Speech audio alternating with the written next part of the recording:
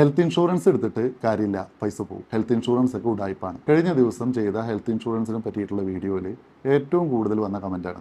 ഇതിൽ പലരായിട്ടും ഞാൻ നേരിട്ട് സംസാരിച്ച് നോക്കി, ചിലരൊക്കെ ആയിട്ട് ചാറ്റ് ചെയ്ത് നോക്കി. ഇവരാരും ഹെൽത്ത് ഇൻഷുറൻസ് എടുത്തിട്ട് പൈസ പോയ ആളുകളല്ല. ഇവരൊക്കെ ഹെൽത്ത് ഇൻഷുറൻസ് എടുത്താൽ പൈസ പോകുമെന്ന് വിചാരിച്ച് പൈസ സേവ് ചെയ്ത ആളുകളാണ്. സത്യത്തിൽ ഹെൽത്ത് ഇൻഷുറൻസ് എടുത്തിട്ട് പോകുന്ന പൈസ എത്രയെന്ന് നമുക്കറിയാം, അതിനൊരു കണക്കുണ്ട്. പക്ഷേ ആ ഒരു വർഷം വരുന്ന അപകടമോ അസുഖമോ എന്താണെന്നോ എത്ര രൂപ ചിലവാകുന്നോ നമുക്ക് ഒരു ഐഡിയ ഇല്ല. രണ്ട് രീതിയിലാണ് ആളുകൾ ഹെൽത്ത് ഇൻഷുറൻസ് എടുക്കാത്തത്. ചില ആളുകൾ പൈസ ഇല്ലാത്തത് കൊണ്ട് ഹെൽത്ത് ഇൻഷുറൻസ് എടുക്കാതിരിക്കും. അവരോട് നമുക്ക് പറയാനുള്ളത്, നമ്മുടെ സാമ്പത്തിക സ്ഥിതി ശരിയാവട്ടെ, അപ്പോൾ നമുക്ക് ഹെൽത്ത് ഇൻഷുറൻസ് എടുക്കാം. രണ്ടാമത്, പൈസ ഉണ്ടായിട്ടും ഹെൽത്ത് ഇൻഷുറൻസ് എടുക്കാത്ത ആളുകൾ, അവരോട് നമുക്ക് പറയാനുള്ളത്, നമ്മുടെ മലയാളത്തിലെ സൂപ്പർ സ്റ്റാറുകൾ മുതൽ ചെറിയ ചെറിയ നടന്മാർ വരെ എല്ലാ ആളുകളും ഹെൽത്ത് ഇൻഷുറൻസ് എടുത്തിട്ടുണ്ട്.